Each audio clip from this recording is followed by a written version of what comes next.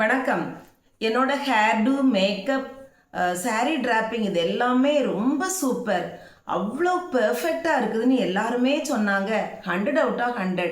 நான் ரொம்ப சாட்டிஸ்ஃபைடு அப்படின்னு சொல்லி ரொம்பவே நெகிழ்ந்து பேசியிருக்காங்க ரிதன்யா. அவங்களோட என்கேஜ்மெண்ட் டைமில் அதுக்கான மேக்கப் போட்டவங்ககிட்ட அவங்க பேசின வீடியோ இப்போ ரொம்ப வைரல் ஆகிட்டு இருக்குது. அதே போல் தான் கல்யாணத்துக்கும் தங்கம் வைர நகைகள்லாம் போட்டுட்டு அப்படி ஒரு ஜொலிப்பு. அந்த டைம்லேயும் அவங்க ரொம்பவே பூரிப்போடு பேசியிருக்காங்க. அப்போ இவ்வளோ ஒரு மகிழ்ச்சியாக ரொம்ப திருமணத்தை பற்றி ரொம்ப சந்தோஷமாக கனவு கண்டுட்டு இருந்த ஒரு இளம்பெண். ஆனால் அவங்க வாழ்க்கையில் ஃபெயில் ஆகியிருக்காங்க அப்படிதான் சொல்ல முடியும். அதுக்கு மேக்கப்பில் எல்லாம் 100 அவுட் ஆஃப் 100ன்னு அதை பெருமையாக சொன்ன அவங்களால இந்த வாழ்க்கையை தொடர்ந்து கொண்டு போக முடியலை, வேறொரு வாழ்க்கையை பற்றி யோசிக்க முடியலை. அப்படிங்கப்போ வாழ்க்கையில் அவங்க டோட்டலாக ஃபெயில் ஆகியிருக்காங்க அப்படிதான் சொல்ல முடியும். இதுக்கான காரணம் என்ன, இதை நம்ம கொஞ்சம் அலசி ஆராய்ஞ்சு பார்க்கலாம் அப்படின்னு எனக்கு தோணுச்சு. ஏன்னா வரதட்சணை கொடுமை, பாலியல் ரீதியான துன்புறுத்தல்கள், கலாச்சார ரீதியான தாக்குதல்கள் இதெல்லாம் இருந்தாலும் இன்னும் முக்கியமான காரணங்கள் இருக்க தான் செய்யுது. அதில் ஒரு முக்கியமான காரணத்தை பற்றி தான் இந்த வீடியோவில் நம்ம பார்க்க போகிறோம். ஸ்கிப் பண்ணாமல் ஃபுல்லும் பாருங்கள். இது வரைக்கும் நம்முடைய மனசு சேனலுக்கு சப்ஸ்கிரைப் பண்ணாதவங்க உடனடியாக சப்ஸ்கிரைப் பண்ணி சப்போர்ட் பண்ணுங்கள். இந்த வீடியோவை ஃபுல்லும் பார்த்துட்டு உங்களுக்கு பிடிச்சிருந்தால் லைக் பண்ணுங்கள். இது பற்றிய உங்களுடைய கருத்துக்களை மறக்காமல் கமெண்ட் பண்ணுங்கள். மாதரே மாதரே மாதரே மாதரே மாதரே மாதரே. முன்னாடி எல்லாம் திருமணம் அப்படின்னாலே அந்த ஒரு மணப்பெண்ணுக்கு ஒரு பதற்றம் மனசில் பக்கு பக்குன்னு அடிச்சுட்டே இருக்கும். எனக்கெல்லாம் அந்த எக்ஸ்பீரியன்ஸ் நல்லாவே உண்டு.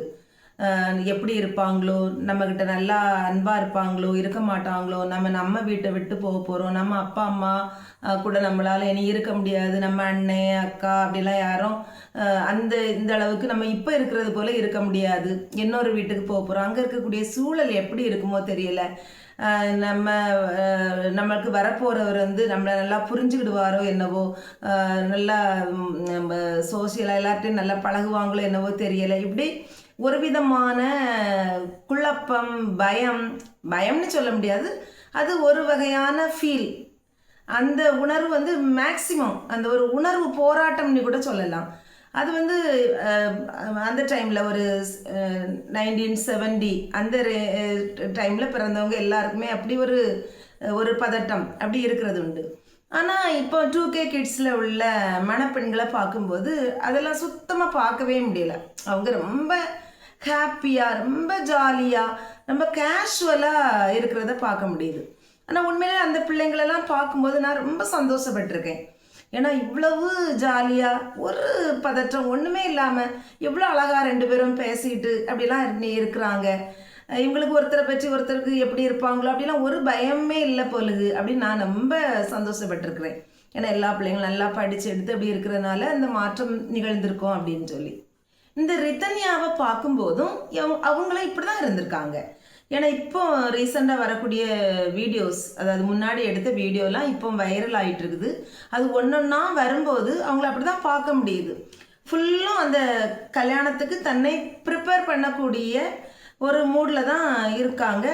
தன்னை ஒரு தேவதைன்னு எல்லாரும் சொல்கிறாங்க, அவ்வளோ அழகாக இருக்கிறேன்னு சொல்கிறாங்க, ஐயர் பொண்ணு மாதிரி இருக்கான்னு சொல்கிறாங்க.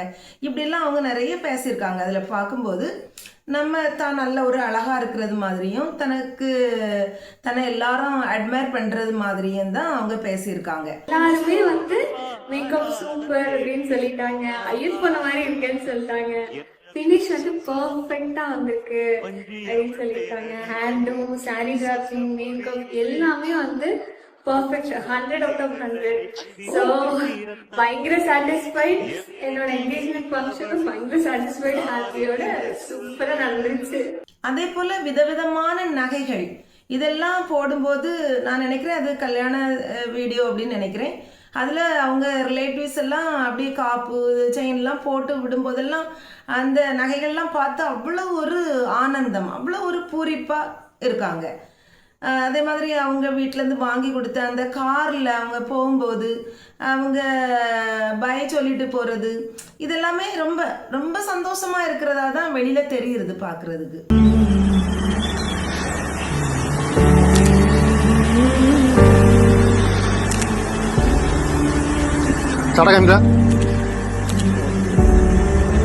அவங்க என்கேஜ்மெண்ட் ஃபங்க்ஷனே ரொம்ப பிரம்மாண்டமாக அவங்க அப்பா எடுத்தாராம். அப்போ கல்யாணத்துக்கும் பல கோடி ரூபாய் செலவு செய்யப்பட்டதா சொல்லப்படுது. அப்போ கல்யாணத்துக்கு கேட்கவா வேணும், எவ்வளவோ ரொம்ப பிரம்மாண்டமாக இருந்திருக்கும் இல்லையா. அந்த ஒரு ஒட்டியான மட்டுமே 50 பவுன் அப்படின்னு சொல்கிறாங்க. இப்படி ரொம்ப கிராண்டாக ரொம்ப ஓஹோன்னு சொல்கிற அளவுக்கு தான் அந்த கல்யாணம் நடந்திருக்குது. பொதுவாக இன்னைக்கு பெற்றோரும் நினைக்கிறது என்ன அப்படின்னா, என் பிள்ளைக்கு ஒரு குறவும் வச்சிடக்கூடாது, நல்லா சீர் சிறப்பெல்லாம் நல்லா செய்து விடணும், நிறைய வரதட்சணை கொடுக்கணும், நிறைய நகைகள் போடணும், அவளை மகாராணி மாதிரி போகிற இடத்துல நான் வாழ வைக்கணும், பெரிய ஆடம்பர இந்த பங்களாக்கள் வாங்கி கொடுக்கறது, சொகுசு கார் இப்படின்னு சொல்லி பெற்றோருடைய கவனமும் அதில் தான் இருக்குது. அது கூடவே இந்த வெளி ஆடம்பரங்கள், நிறைய ஃபங்க்ஷன்ஸ், திருமணத்துக்கான தயாரிப்பு அப்படின்னு சொன்னாலே நிறைய விழாக்கள், அது நலுங்கு வைக்கிறது, மெஹந்தி, இப்படி ஏகப்பட்ட விழாக்கள். அதுக்கு கூட இப்போ என்னது ப்ரீ வெட்டிங் ஷூட்டுன்னு கூட வச்சுருக்காங்க. விதவிதமான ஸ்டைலில் போஸ் கொடுக்குறாங்க, அதை ஃபோட்டோ எடுக்கிறாங்க, வீடியோ எடுக்கிறாங்க. இது எல்லாமே திருமணத்தன்னைக்கு வரக்கூடிய எல்லாரும் பார்க்குற அளவில் அது திரையிட்டு காட்டப்படுது. அப்போ எல்லாருடைய கவனமும் அல்லது ஒரு கான்சன்ட்ரேஷன் எதில் இருக்குது அப்படின்னு சொன்னால், இதை எப்படி இந்த விழாக்களை எப்படி சிறப்பாக வைக்கிறது, இந்த ப்ரீ வெட்டிங் ஷூட்டை எப்படி சிறப்பாக வைக்கிறது, கேமராமேனுக்கு அவருடைய தொழில் நல்லா நடக்கணும், இவங்கள அப்படி நில்லுங்க, இப்படி நில்லுங்க, அங்கே பிடிச்சிட்டு நில்லுங்க, இங்கே பிடிச்சிட்டு நில்லுங்க, அப்படி சரிங்க, தோளில் கையை வைங்க, இப்படி நிறைய அவர் சொல்லி கொடுப்பாரு. எப்படி அந்த கல்யாணம் பண்ணக்கூடியவங்களுக்கும் சரி, கல்யாணத்தை முடிச்சு வைக்கக்கூடிய பெற்றோர்களுக்கும் சரி, அவங்களுடைய கான்சன்ட்ரேஷன் எல்லாமே இந்த வெளி ஆடம்பரம், பகட்டு, ஒரு மாதிரிப்பட்ட தம்பட்டை அடிக்கிறது, இதில் தான் இருக்குது. திருமணம் அப்படின்னா என்ன? 2 மனங்கள் இணைவது, மகிழ்ச்சியாக வாழ்கிறது, தலைமுறையை அடுத்த கட்டத்துக்கு கொண்டு போகிறது, இப்படிப்பட்ட ஒரு உறவு வாழ்க்கை வாழக்கூடிய ஒரு நிலை. அந்த இதுக்கு எப்படி ப்ரிப்பேர் பண்ணது, அதுக்கு நம்முடைய பிள்ளைகளை எப்படி தயாரிப்பது அப்படி பெற்றோருக்கும் கவலை இல்லை, பிள்ளைகளுக்கும். நம்மளுக்கு திருமண வாழ்க்கைக்கு முக்கியமான தேவை அன்பு. அந்த அன்பை நம்ம எப்படி வளர்த்துக்கிடணும், அல்லது அவரை நல்லா புரிஞ்சுக்கிடணும், அல்லது அந்த கணவர் மனைவியை நல்லா புரிஞ்சுக்கிடணும், அவங்க ஃபேமிலி பேக்ரவுண்டை நான் புரிஞ்சுக்கிடணும். அப்படிலாம் அதுக்கு ட்ரை பண்ணி பார்க்கக்கூடிய ஒரு நிகழ்வுகளாக திருமணத்துக்கு முன்னால் நடக்கக்கூடிய தயாரிப்பு நிகழ்வுகள் எதுவும் இருந்தது போல தெரியலை. பெண் பிள்ளைகளுக்கெல்லாம் ஃபுல்லும் மேக்கப் போட்டு தன்னை ஒரு தெய்வதை மாதிரி, ஒரு அழகா, எல்லாரும் நான் அழகா இருக்கேன்னு சொல்லணும் அப்படிங்கிறதுல தான் ரொம்ப கவனமாக இருக்காங்க. ரொம்ப ஒரு தேவதை மாதிரி நான் ஜொலிக்கணும், இருக்கணும், இப்படி தான் இருக்கிறாங்க. பெண்கள் ஒன்றும் தேவதைகள் இல்லை. அது நான் ஏற்கனவே முன்னாடியே ஒரு வீடியோ போட்டிருக்கிறேன். இந்த ரிதன்யா மேட்ரை நாங்கள் கொஞ்சம் ஃப்ரெண்ட்ஸ் சேர்ந்து பேசிகிட்டு இருக்கப்போ ஒருத்தங்க சொன்னாங்க, இவ்வளவு படித்த பொண்ணாக இருக்கா, இப்படி ஒரு முடிவு எடுத்திருக்காளே அப்படின்னு. படித்தா மட்டும் போதாது, பகுத்தறிவோடு வாழவும் படிச்சுக்கிடணும். எது சரி, எது தப்பு, எது தேவை, நம்ம திருமண வாழ்க்கைக்கு எது தேவை, எது தேவையில்லை, இதெல்லாம் வீண் ஆடம்பரம் அப்படின்னு சொல்லி தேவையில்லாததெல்லாம் உதறி தள்ளவும், தேவையானது அன்பு அல்லது 2த்துக்கு இடையிலான காதல், இது தொடரணுங்கிறதுக்காக அதில் கான்சன்ட்ரேட் பண்ணவும் இன்னைக்குள்ள பிள்ளைகள் தங்களையே தாங்கள் தயாரித்துக்கிடணும். அது மட்டும் இல்லை, எல்லார் வீடுகள்லையும் பிரச்சனைகள் வரும். ஆனால் அந்த பிரச்சனைகள் வரும்போது அதை ஃபேஸ் பண்ணுவதற்கான தைரியத்தை வளர்த்துக்கிடணும். அதே மாதிரி தனித்து இயங்குவது, நம்முடைய சுயமரியாதையை எந்த ஒரு இடத்துலையும் விட்டு கொடுக்காம தன்னுடைய காலில் தான் நின்று தனித்து இயங்கவும் கற்றுக்கொள்ளணும். இந்த ரிதன்யாவை பொறுத்த வரைக்கும் தானே கார் ஓட்டிட்டு போகக்கூடிய அளவுக்கு ஒரு திறமை உள்ள பெண்ணாக தான் இருந்திருக்காங்க. ஆனால் திருமணத்தில் அவங்களால ஒரு தனித்து இயங்கி அதை ஃபேஸ் பண்ணி அதுக்கு சரியான ஒரு தீர்வு காணுவதற்கு அவங்களால இயலாமல் போயிட்டு அவங்க திரும்ப அவங்ககிட்ட ஒரு குற்ற உணர்ச்சியை தான் பார்க்க முடியுது. ஏன்னா அவங்க மூளைக்குள்ளே எது திணிக்கப்பட்டிருக்குது அப்படின்னா, பெண்களுக்கு திருமணம் மட்டுமே வாழ்க்கை, அதில் குடும்பம்னா இப்படி தான் இருக்கும், அட்ஜஸ்ட் பண்ணி தான் போகணும். இன்னைக்கு நிறைய வீடுகளில் நம்ம அதை தானே சொல்லி கொடுக்குறோம். வந்தால் 2 பேரும் சேர்ந்து வரணும் வீட்டுக்கு, அல்லது வரக்கூடாது. கணவனும் மனைவியும் மாப்பிள்ளையும் பொண்ணும் 2 பேரும் சேர்ந்து தான் வரணும், அல்லது வரக்கூடாது.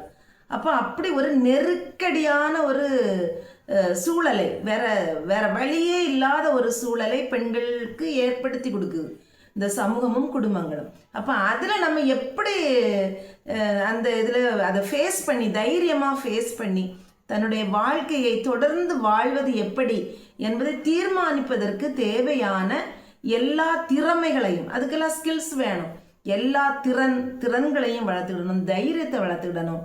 எல்லாவற்றுக்கும் மேலாக படித்த அறிவை அல்லது படிப்பை தனக்காகவும் இந்த சமூகத்தை வாழ்விப்பதற்காகவும் பயன்படுத்தணும் அப்படிங்கக்கூடிய ஒரு மனநிலை எல்லா பெண்கள்கிட்டையும் உருவாகணும். பெண்கள் உருவாக்கப்பட்டிருப்பது திருமணத்திற்காக மட்டும் அல்ல. திருமணம் மட்டுமே வாழ்க்கை அல்ல, அது ஒரு பார்ட், அவங்க லைஃப்பில் அது ஒரு பகுதி, ஒரு கட்டம் அப்படிங்கிறத மனசில் வச்சுட்டு அதில் ஒருவேளை தோல்வி அடைந்தாலும் அந்த தோல்வியை ஏற்றுக்கொண்டு அடுத்த நகர்வுக்கு தயாராகணும். அதற்கு பெண்கள் தங்களை தாங்களே தயாரித்து கொள்ளணும். எல்லாருக்கும் பெற்றோரும் இந்த சமூகமும் ஹெல்ப் பண்ணிட மாட்டாங்க. சிலர் நிறைய பேருக்கு நிறைய நேரங்களில் தன் கையே தனக்கு உதவிங்கிறது மாதிரி தன்னை தானே தயாரித்து கொண்டு அடுத்த நகர்வை நோக்கி செல்வதற்கு பெண்கள் எப்போதுமே தயாராக இருக்க வேண்டும். அப்போ அவங்க வாழ்க்கை நல்ல ஒரு வசந்த காலம் போல நல்ல ஒரு செழுமையான ஒரு வாழ்வாக அமையுங்கிறதுல சந்தேகமே இல்லை. இந்த நிலை வர எல்லாருமே தொடர்ந்து உழைப்போம், தேடும் விடியல் தூரமாயில்லை. இந்த வீடியோ உங்களுக்கு பிடிச்சிருக்கோன்னு நம்புகிறேன். பிடிச்சிருந்தா லைக் பண்ணி கமெண்ட் பண்ணுங்கள். இது வரைக்கும் நம்முடைய மனசு சேனலுக்கு சப்ஸ்கிரைப் பண்ணாதவங்க உடனடியாக சப்ஸ்கிரைப் பண்ணி சப்போர்ட் பண்ணுங்கள். மீண்டும் சந்திப்போம் அடுத்த வீடியோவில். உங்களிடமிருந்து விடைபெறுவது பரிமள செல்வி. நன்றி.